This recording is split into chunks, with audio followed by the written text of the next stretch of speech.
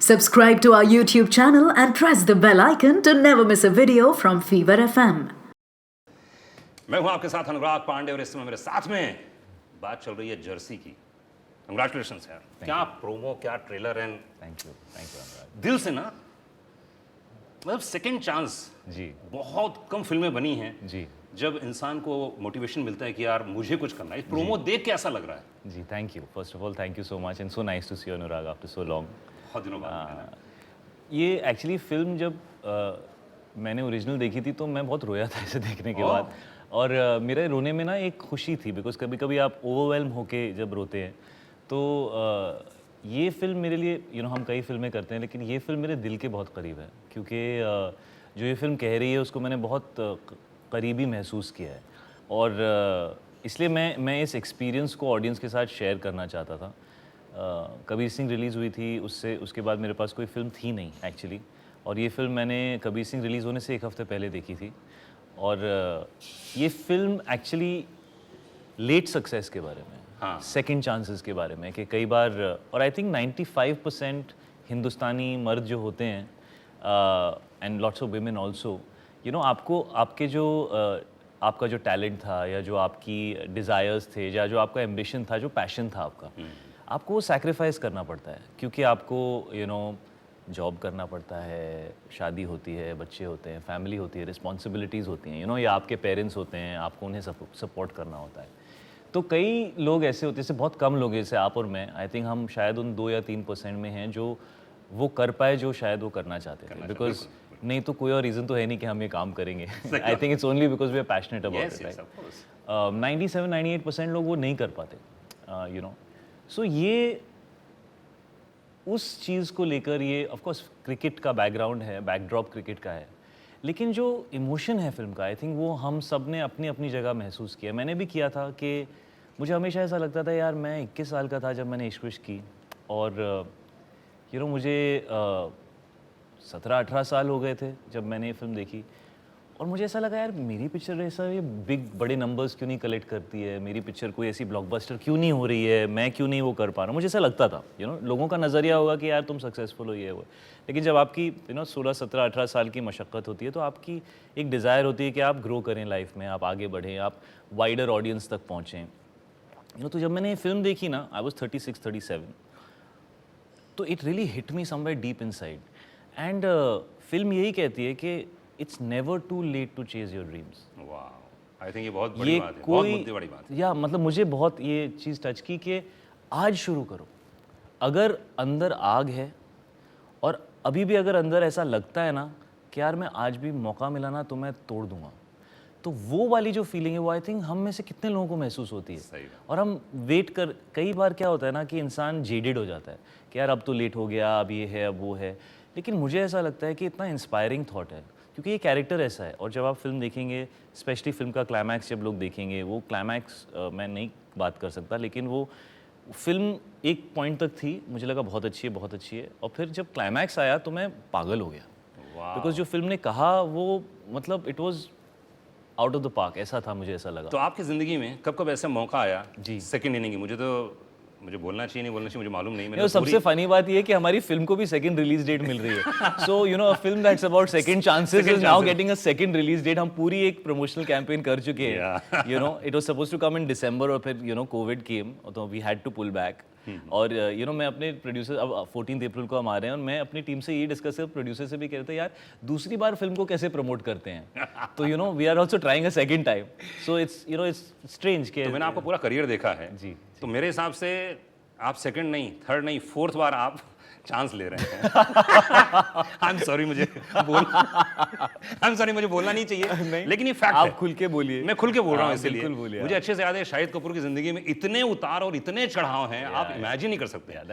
मानते हो नहीं मानते हो? 100%। कबीर सिंह के पहले भाई बोलना नहीं चाहिए, बहुत शांति थी। यस, कबीर सिंह आया ठाप से, उसके पहले मैं बहुत सारी फिल्में थी, क्या बोलूँ मैं आपको। इस पे क्या बोलना चाहेंगे, इस पे क्या कमेंट करना चाहिए? आपकी जिंदगी में बहुत ज्यादा कब क्या हुआ? या आई थिंक मैं अपने दोस्तों से भी यही कहता हूँ कि और हमने डिस्कस किया था इस पर, याद है? आप आए थे रेडियो स्टेशन, इन्होंने कहा था कि अनुराग तुम तो जिंदगी में आरजे हो, करते रहोगे, हमारी तो फिल्में आती हैं, फ्लॉप होती हैं, फिर हिट होती हैं। करते आना पड़ता है, सही है ना, दैट्स द ट्रूथ।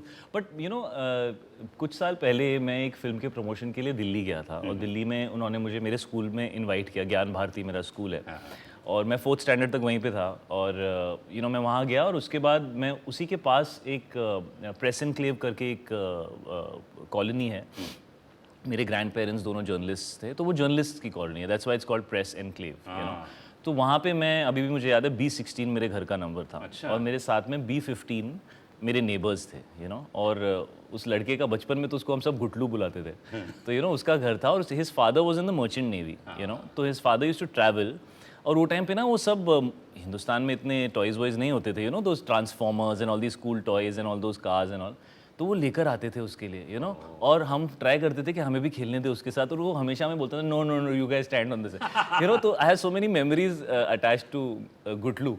तो मैं जब गया B16, वो लोग अभी भी वहीं रह रहे हैं, and so much has changed in my life, so मैं हमेशा अपने दोस्तों से ये कहता हूँ कि मुझे ऐसा लगता है कि जो 4-5 लाइव्स में होता है वो मेरे साथ इन 40 सालों में हो गया। I feel every 10 years it feels like a new life, so a lot of changes have happened in my life, but I feel very thankful for that, because अभी भी बहुत कुछ सीखना है, लेकिन इन 40 सालों में मैंने सीखा बहुत कुछ है, और आई थिंक ज़िंदगी की सबसे इंपॉर्टेंट चीज़ यही होती है कि आप उससे सीखते क्या हो।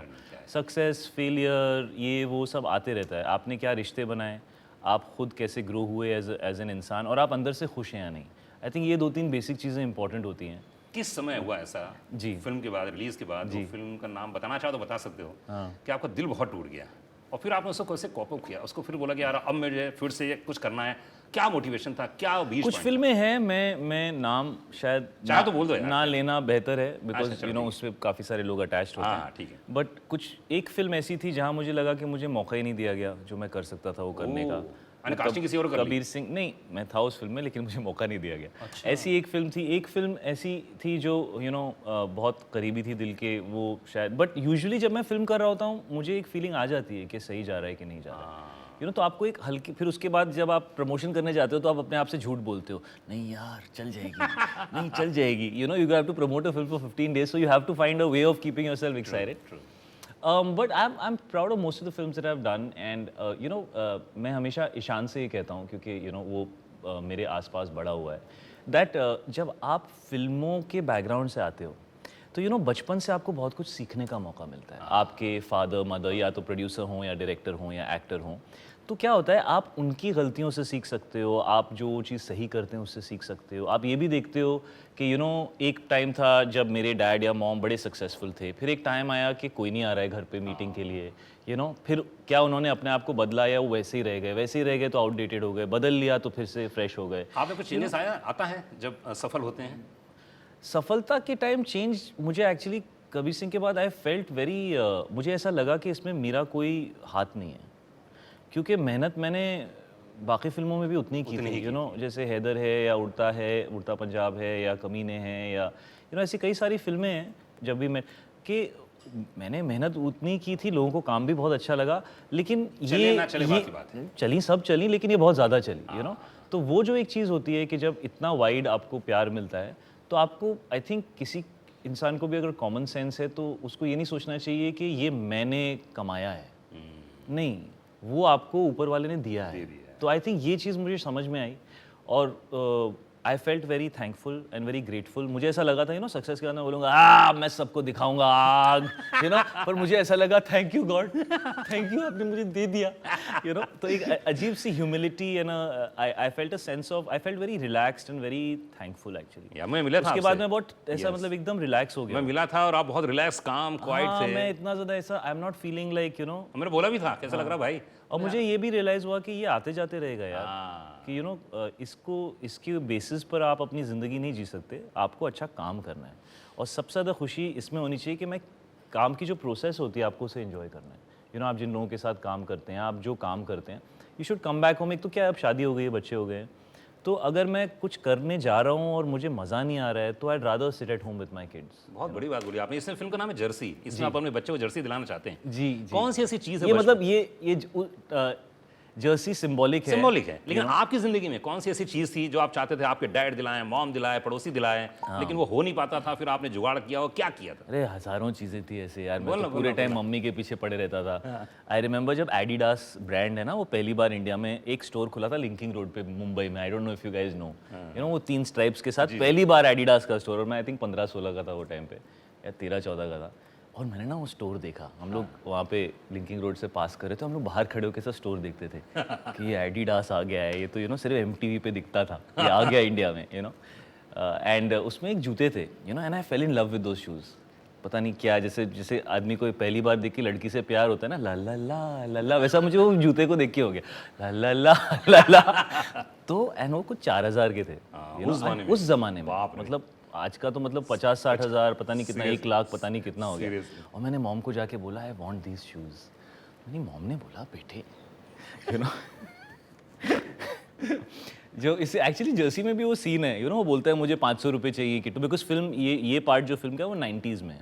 तो उस टाइम पे 500 रुपये की आज की यू नो 20,000, 15,000, 10,000 इतनी तो वैल्यू होगी शायद। So for a middle class family that's a decent amount of money in the 90s, you know. और वो कहती है नहीं है, हमारी औकात में नहीं है जितना तू मांग रहा है, यू नो। तो मेरी मॉम ने भी सटली बड़े प्यार से बोला, बेटा थोड़ा ज़्यादा नहीं है। But I troubled her and troubled her and troubled her, और फिर उसके बाद उन्होंने 2-3 महीने बाद she actually saved up that money and said जा ले ये जूते, यू नो। सो ऐसे कितनी सारी चीज़ें हैं जो हम अपने पेरेंट्स से मांगते हैं। और अभी आज की तारीख में करना चाहेंगे, क्योंकि मेरे मॉम डैड का अलग कॉन्सेप्ट है। हाँ, अच्छा। वो कहते हैं कि आप कितने भी अमीर हो, लेकिन बच्चों को थोड़ा अभाव में रखना चाहिए, उसकी वैल्यू, उसकी कीमत समझ में आती है। Of course. तो आप उनमें से हैं क्या बोलते हैं, नहीं मेरा जो बच्चा बोल दिया मतलब ये ले? देखिए क्या होता है कि एक तो मेरे बच्चे बहुत छोटे हैं अभी, ये बच्चे बड़े तो होंगे। अभी मेरी बेटी 5.5 साल की है, मेरा बेटा 3.5 साल का है। तो मैंने मीरा से कहा था, वो बहुत अपसेट हो गई थी, कि एक पॉइंट तक मैं इनको सपोर्ट करूँगा, यू नो, और वट एवर दे नीड, क्योंकि ये प्रेपरेशन का फेज़ है, यू नो। ऑफकोर्स फंडामेंटल सही होने चाहिए, उनको ऐसा नहीं लगना चाहिए जो मांगूंगा मिल जाएगा, बिल्कुल भी नहीं होना चाहिए ऐसा। लेकिन उनको आप सपोर्ट करते हैं, प्यार देते हैं, कॉन्फिडेंस देते हैं, जो भी उनको चाहिए ग्रोथ के लिए ज़िंदगी में वो आप देते हैं। और उसके बाद एक मौका आता है जब ऐसा लगता है आपको कि चलिए अब आपको सब मिल गया, अब आप खुद जाके कमाना सीखिए। और बाय कमाना I don't mean money, by कमाना आई मीन अपनी ज़िंदगी में क्वालिटीज़, लर्निंग्स जो आपको अपने पाँव पे खड़ा करेंगी। तो आई थिंक एक पॉइंट तक एक पेरेंट अपने बच्चों को, कितनी एज तक, चलिए कितनी एज तक आप सपोर्ट करेंगे? 18 तक, 21 तक? मैं पॉइंट ख़त्म कर देता हूँ। आई थिंक एक पॉइंट तक पेरेंट को अपने बच्चों को सपोर्ट करना चाहिए, बिकॉज बच्चों को सपोर्ट की ज़रूरत होती है। और उसके बाद जब आप बच्चे को सपोर्ट करते हैं ना, तो आप उसको अपाहिज बना देते हैं, क्योंकि वो अपने पाँव पे नहीं खड़ा हो पाता, वो आप पे डिपेंड करता है। तो एक पॉइंट आता है जब he has to stand on his own 2 feet, you have to slowly pull back. बहुत मतलब ये आई थिंक इसको सिंपलिस्टिकली समझाना बहुत मुश्किल है, बट और हर बच्चा अलग होता है, यू नो। कुछ बच्चों को शायद ज़्यादा शाय होते हैं या इंट्रोवर्टेड होते हैं, तो उन बच्चों को आपको थोड़ा ज़्यादा पुश करना पड़ता है। कुछ बच्चे बड़े कॉन्फिडेंट होते हैं, तो उनको आपको ये बताते रहना पड़ता है कि बेटा confidence is good, but also you know always think twice. तो आई थिंक वो बहुत पर्सनलाइज चीज़ होती है। और मैं आप क्या करेंगे? जो बच्चे का रिक्वायरमेंट होगा मैं वही दूंगा। मुझे लगता है अगर मुझे लगेगा कि मेरे बच्चे को थोड़े और सपोर्ट की ज़रूरत है तो मैं सपोर्ट दूंगा। अगर मुझे लगता है कि ये बहुत ज़्यादा सपोर्ट पे डिपेंड कर रहा है तो मैं पुल बैक, यू नो। तो वो आई थिंक कोई एक ऐसा गुरु मंत्र नहीं है जिसको लेके आप बोल सकते हैं कि यू नो बच्चे को ऐसे पैदा करना चाहिए। बच्चा आपको खुद बताएगा। अगर आप सुन रहे हैं, अगर आपके पास टाइम है और आप अपने बच्चे के साथ टाइम बिता रहे हैं, और अगर आप उसकी आंखों में देखते हैं और वो ऑनेस्टली आपके साथ इंटरेक्ट करता है, क्योंकि उसका रिश्ता आपके साथ फॉर्मेलिटी वाला नहीं है, दूरी वाला नहीं है, डिस्टेंस वाला नहीं है, वो आपको अपना दोस्त समझता है, वो आपको अपना साथी समझता है, तो then the child has no reason to not tell you. But अगर आप यू नो आते हैं शाम को, हाँ बेटा अभी आधा घंटा स्पेंड करना है, उसके बाद ये मेरी रिस्पॉन्सिबिलिटी होगी, फिर मैं, वैसे नहीं। आप पूरे दिन अगर आप अपने बच्चे से कनेक्टेड रहते हैं कि वो क्या कर रहा है, कैसे जा रहा है, उसका दिन ख़राब है, तो आप वापस आके उस हिसाब से उसके साथ इंटरेक्ट करते हैं। You have to stay connected with children, I feel. तो आप क्या करते हैं? जैसे मैं जब छोटा था तो मेरी मम्मी फ्रिज के नीचे पैसे और सिक्के रखती। सबसे पहले तो मैं ना अपनी मैनेजर से कंप्लेंट करता हूँ। अगर वो मुझे ना घर टाइम पे नहीं जाने देती तो मैं बोलता हूँ मेरा बच्चा सो गया, तूने मुझे घर जाने नहीं दिया। तो मैं तो पहले तो कंप्लेंट करता हूँ, बिकॉज मुझे ऐसा लगता है कि यार वो टाइम बहुत इंपॉर्टेंट है, यू नो। वो दिन में 1.5-2 घंटा अपने बच्चे के साथ बिताना चाहिए, अपने बच्चों के साथ बिताना चाहिए। जितने लोग सुन रहे हो शायद नहीं, मैं ट्राई करता हूँ, ऐसा नहीं है कि हर बार होता है, और you know her bar possible भी नहीं होता। लोगों की अपनी मजबूरियाँ हैं, अपने यू नो रियलिटीज़ हैं, और वक्त भी ऐसा है, 2 साल कोविड रहा है, उसके बाद अब यू नो लोग बाहर जा रहे हैं, घर बैठना पड़ा लोगों को, थोड़ा तो ये struggle सब हो रियलिटीज़ हैं, लेकिन कोशिश पूरी रहनी चाहिए, फिर जितना निभा पाए। तो क्या करते हैं आप? जैसे कि जब मैं बचपन में जी। छोटा था तो मेरी मम्मी के नीचे फ्रिज के ऊपर एक जगह था, तो वहाँ पैसे रखती थी, अच्छा, और तो वो सिक्के होते थे, कुछ 2 खाने रुपए। की जगह पे उन्होंने पैसे रख दिए। हाँ, नहीं मतलब फ्रिज के ऊपर। 10 बार तो दिन में आते होंगे आप फ्रिज खोलने, उस चक्कर में पैसे भी दिख जाते होंगे आप कैसे करते थे? हाँ? आप कैसे जुगाड़ करते थे पैसों का बचपन में? मैं तो वहाँ से जुगाड़ कर लेता था। जैसे इस फिल्म में दिखाया गया कि आपकी बीवी नाराज हो रही है, या कहती क्या चुरा रहे हो ना, Yeah. ये पोजीशन आ गई है। Yes. आपने बचपन में क्या चोरी की और कैसे चोरी की? मैंने कभी चोरी नहीं की। झूठ मत बोलो। नहीं, मैंने कभी चोरी नहीं की। सच में? नहीं, कभी नहीं। मुझे एक्चुअली मैं 10 साल का था तो मैं अपने नाना नानी के साथ रहता था। अच्छा। तो मेरी मॉम फ्रस्ट्रेट हो चुकी थी क्योंकि मैं अगर कुछ भी मांग लेता था ना और वो ना बोलती थी ना, तो पीछे से मेरे नाना या नानी ले आते थे। स्पेशली मेरे नाना मुझे बहुत बिगाड़ते थे, यू नो। तो मेरे नाना मुझे ले आते थे हमेशा, मेरे लिए जो मैं मांगता था ले आते थे, और उन्होंने काफ़ी स्पॉइल किया था मुझे। फिर बॉम्बे आने के बाद जब मैं मॉम के साथ अकेला था तो मुझे रियलाइज़ हुआ, क्योंकि फिर वो ना कहती थी, यू नो। स्ट्रिक्टली। और ये इंपॉर्टेंट है, यू नो। ये मैंने मीरा में भी देखा है कि मुझसे ज़्यादा वो ना कह देती है बच्चों को, मैं फिर भी पिघल जाता हूँ, और वो दोनों जानते हैं कि ये पिघलेगा, इसका ऐसे करके बोलेंगे ना पिघलेगा। She is very good, you know, so actually she is better. But मैंने पैसे चुराए नहीं कभी, कुछ चुराया नहीं कभी, रोया होगा, मांगा होगा, ज़मीन पे लेट के मैं चाहिए, ये जो यू नो किस चीज़ के लिए किया? एक ये मैंने हमेशा ये ऑब्जर्व किया था, यू नो, हम जब डिपार्टमेंट स्टोर्स में या यू नो शॉपिंग के लिए जाते थे तो कुछ ऐसे बच्चे होते हैं ना जो लेट के ऐसे करके रो रहे होते हैं, और आप ऐसे देखते हो कि यार ये किस तरह के बच्चे हैं। और फिर एक दिन आता है जब आपका अपना बच्चा ऐसे करता है और आप बोलते हो बेटा इधर आ जा। सब लोग ये हो चुका है, ये हो चुका है। ये समझ रहा हूँ। तो आप किस चीज़ के लिए ऐसे फ्लोर पे लेट के चिल्लाते थे? कौन सी चीज़ थी वो? रैंडम यार, मतलब कुछ भी। अच्छा, जब मैं नाना नानी के साथ था ना तो मैं तो जब चांस मिलता था मैं लेट के रोने लगता था, क्योंकि मुझे पता था मैं बस इतना सा ड्रामा करूंगा मुझे मिल जाएगा। मॉम के साथ ऐसा नहीं होता था। Mom was little more strict. कभी ऐसा हुआ है जैसे इस फिल्म में दिखाया गया कि अपने आप में सेल्फ कॉन्फिडेंस आपका खत्म हो गया, चूर चूर हो गया? कौन सी ऐसी पोजीशन आई थी? सब कुछ बहुत बार ऐसा होता है। तो फिर आप कैसे उसको ओवरकम किया आपने? क्योंकि ये बहुत बड़ा मुद्दा है देखिए, हिंदुस्तान में। दोनों चीज़ें हैं। एक तो ये है कि या तो लोग डिनाइल में जीते हैं कि ये हुआ ही नहीं, you know, अच्छा। और उसको भुला देते हैं, किसी और चीज़ पे एक काम करते हैं, पिक्चर देख लेते हैं, कहीं चले जाते हैं, छुट्टी मना तो लेते ये हैं। करना चाहिए कि नहीं करना चाहिए? नहीं, मुझे ऐसा, एक तो मुझे ऐसा लग रहा है मैं जर्सी का इंटरव्यू दे रहा हूँ या मैं लाइफ थेरेपी का लेसन दे रहा हूँ, बट आप पूछते हैं तो मैं बोल देता हूँ जो मुझे समझ में आता है। दोनों चीज़ें इंपॉर्टेंट सब चीज़ जुड़ी हुई है जर्सी से भाई साहब, ध्यान रखना। आप एक एक क्वेश्चन आप देख लीजिए। ये आप सही कह रहे है ना, हैं, ये आप सही बहुत- कह रहे हैं, लेकिन मुझे ऐसा लग रहा है कि मैं लोगों को थेरेपी सेशन को दे रहा हूँ। बड़ी बहुत इंपॉर्टेंट है। आपको बता दूं कोविड के बाद ना लोग जानना चाहते हैं, शायद से लोग सुनना चाहते हैं, क्योंकि फिल्म वही है। दोनों चीज़ें इंपॉर्टेंट है, मुझे ऐसा लगता है। जब आपको गम है या आपका दिल टूटा है या कुछ दुख आप महसूस कर रहे हैं तो उसे भगाना नहीं चाहिए। वो you know it's like you have to go through the tunnel to come on the other side of the mountain. वो आपको उससे गुजरना चाहिए। बिकॉज मैं भी ये कर चुका हूँ कि मैं you know I ignored it. वो कई साल बाद, 10 साल बाद, 15 साल बाद सडनली वो उमड़ के वो फिर बाहर आता है और गलत टाइम पे आता है और आपको समझ में नहीं आता मैं ऐसा क्यों फील कर रहा हूँ। वो एक्चुअली डिस्प्लेस हो जाता है बिकॉज उस टाइम आपने उसको एड्रेस नहीं किया तो वो डिस्प्लेस हो जाता है। तो आई think it's a very thin line. एक चीज़ जो अच्छी नहीं है, सेल्फ पिटी में नहीं जीना चाहिए। बिकॉज ये मैंने सीखा है कि self pity only takes you down. मेरे साथ ऐसा क्यों हो रहा है, मैं ही क्यों, भगवान मेरे साथ ही ऐसा क्यों करता है, मैं तो इतना अच्छा हूँ, लोग मेरे साथ बुरे क्यों रहते हैं। ये जो एक मेंटालिटी है, आप एक बार ऐसा सोचना शुरू करते हैं ना तो उसके बाद आप खुद उसमें से निकल नहीं पाते हैं और आप विक्टिम बना के अपने आप को अपनी पूरी ज़िंदगी उस डिप्रेशन में जीते हैं, यू नो। तो आई थिंक उससे बाहर निकलना बहुत ज़रूरी है। आपको स्ट्रॉन्ग बनना है और the only person who can change your destiny is your own. जो आने वाला है वो आने वाला है, वो बदलने नहीं वाला। उसके साथ आप कैसे डील करते हैं। जैसे अगर ये यहाँ पे नीचे जैसे घास है, ये बहुत पोकी है, ठीक है, तो मैं उसके ऊपर अगर नंगे पाँव चलूँगा तो मेरे पाँव चुभेंगे। लेकिन अगर मैं अच्छे सॉलिड जूते पहन लूँ तो चल लूँगा ग्रास के ऊपर, लेकिन फील नहीं होगा। तो your attitude should be like that, कि आपका जो पर्सनल एटीट्यूड है वो अच्छा टाइम आए बुरा टाइम आए, you should be able to tide over. Because किस्मत में जो लिखा है वो तो आना है ब्रो, तो वो तो नहीं बदलेगा। कौन कौन से गाने पसंद हैं इस फिल्म के? मुझे सब गाने अच्छे लगते एक फेवरेट थोड़ा गुनगुनाना भी है। हैं। गुनगुनाना तो कौन सा इजी वाला है। मुझे एक्चुअली महरम बहुत अच्छा लगता है, मुझे उसके लिरिक्स बहुत अच्छे लगते हैं। मुझे जिंद मेरी ये गाना है, बहुत ही अच्छा है, वो अच्छा लगता है। और माइया मैनू बहुत पॉपुलर है, सबसे ज़्यादा लोगों को वही पसंद आ रहा है। तो कौन सा गुनगुनाएंगे? टीम हेल्प करो। आप गाओ फिर मैं आपके ना साथ सर, गा आप दूंगा। भैया, मैं मैं कोई तो याद नहीं। मैं तो स्टार हूँ, मतलब गाने में तो इतना बड़ा स्टार हूँ। मैं स्ट्रगलर हूँ सर, आप struggle तो भाई स्ट्रगलरों को प्लीज क्या एक क्या लाइन बताओ। गवाना है बताइए। सिंपल गाना कौन सा है?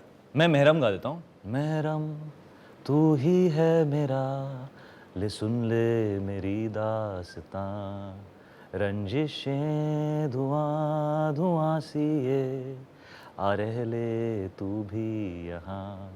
बहुत अच्छा गाना। क्या बात है, क्या बात, तालियां बजाओ, क्या कर रहे हो, कमाल है शाहिद, कमाल है। You are my team. You're supposed to clap for me and support me. नहीं कर रहे हैं ये लोग।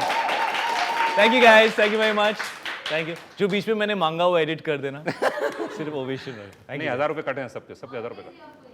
ओहो, देखो तो सही। अब नींद से उठी हुआ है सर, मास्क के बीच में सब।